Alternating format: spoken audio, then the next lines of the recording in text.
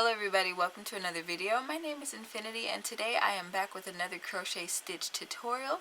Today's stitch tutorial will cover the basket stitch, which is a fairly simple pattern. It consists of single crochets and little spike single crochets. So if you're familiar with the spike stitch, then this pattern will be easy for you. It gets its name from, well, basically how it looks. It looks like the little patterning you see on a woven basket. Anyway, without further ado, I'm going to jump right into this tutorial. To begin, you'll want to chain in increments of 4 and then add an additional 3. For the swatch that I have here, I chained 20 and added 3 to that for a total of 23 chains. So I'm just going to move that to the side, and I'm going to get this pattern started with a slip knot. Alright, and I think I'll do the same size this time. So 1, 2, 3, 4, 5, 6, 7.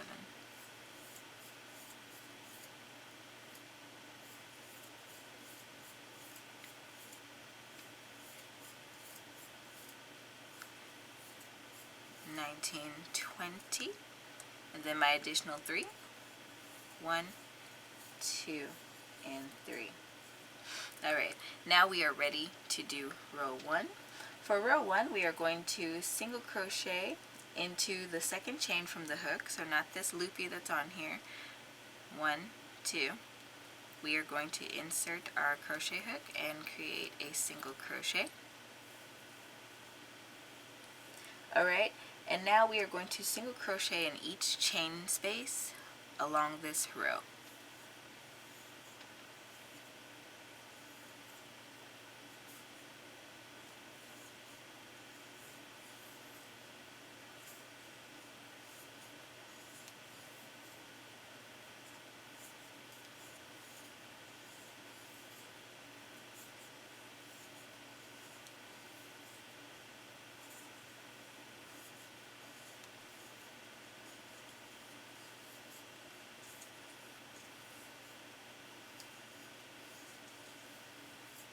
Alright,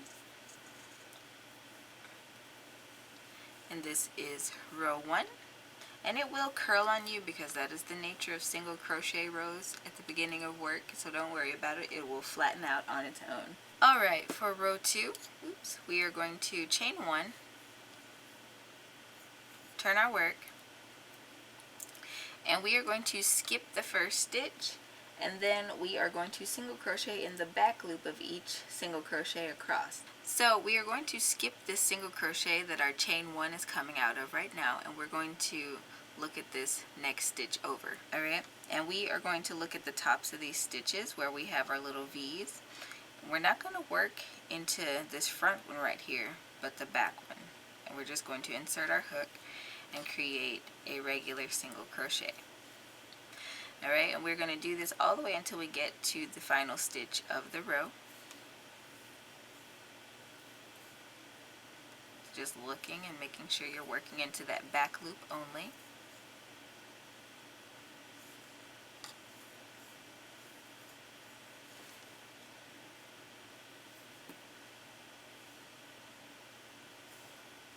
Alright, and we are now left with one stitch remaining in our row, and we're just going to do a regular single crochet as we normally would, so working underneath both loops, just making that last stitch.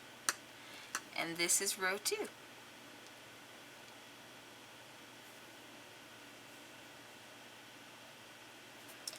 For row 3, we're going to chain 1, turn our work. We are going to again skip this first single crochet, or the last single crochet that we made in the previous row, and we are going to create one single crochet in the back loop of each of the next 2 stitches. So again, skipping this one, I'm going to work into that next stitch in the back loop only with a single crochet. And we're going to work into the next stitch in the same way. Oops. Be careful not to ply your yarn.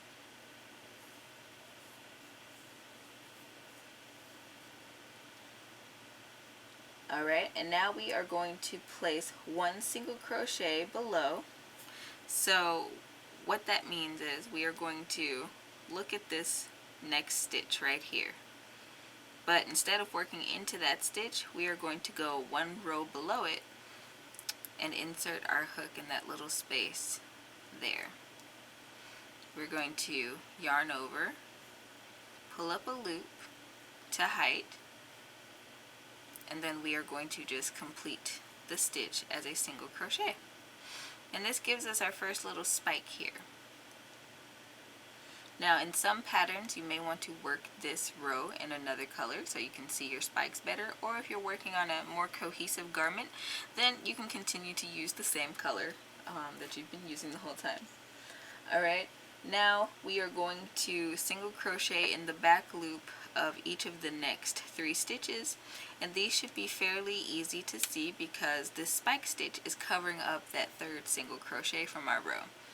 So we're just going to insert our hook in that back loop only and single crochet across the next 3 stitches. Let's see, 2 and 3. Alright, and yet again we're going to look at our next stitch. We are going to go one row below it and insert our hook in that space, yarn over, pull up a loop, and complete the single crochet.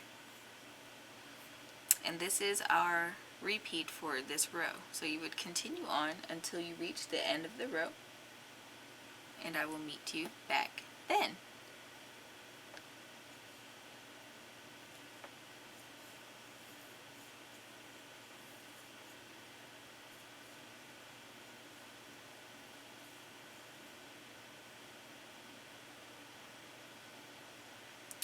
Alright, now we are at the end of our row, and we have one single crochet left, and we are just going to work in that as a normal single crochet.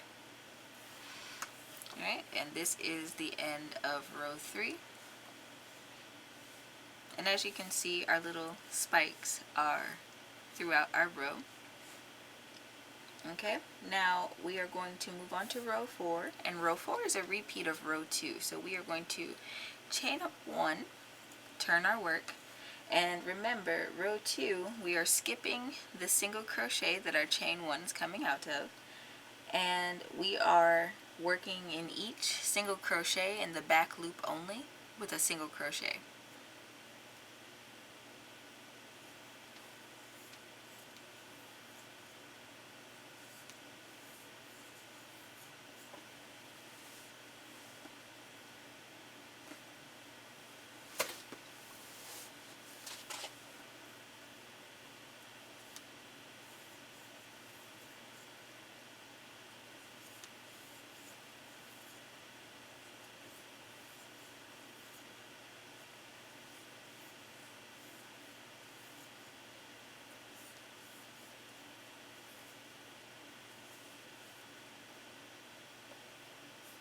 Right, and single crochet into that last stitch of the row.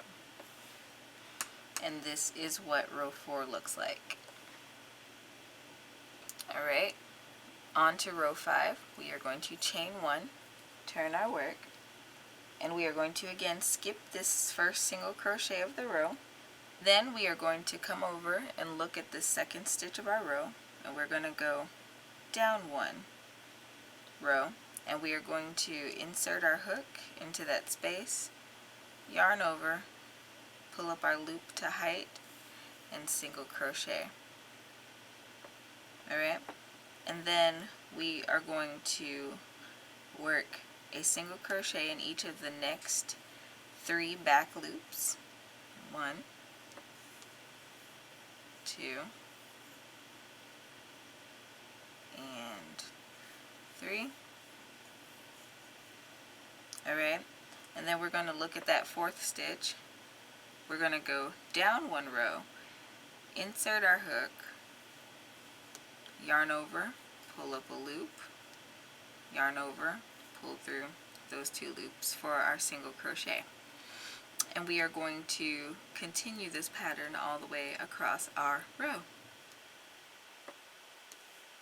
So again, that's 1 single crochet in each of the next 3 back loops. And then, looking at this 4th stitch in our repeat, we are not going to work into it. We are going to go 1 row below it, insert our hook, yarn over, pull up a loop, yarn over, and complete our single crochet.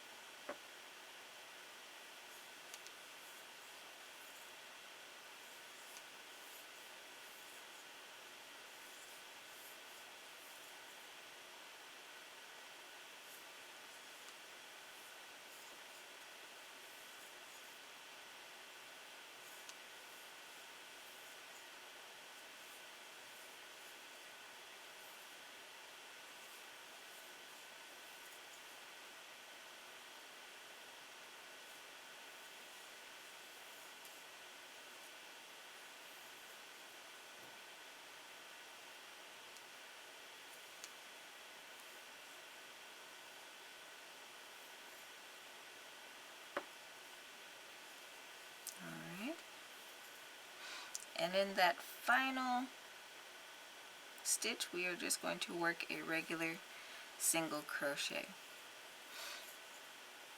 Alright?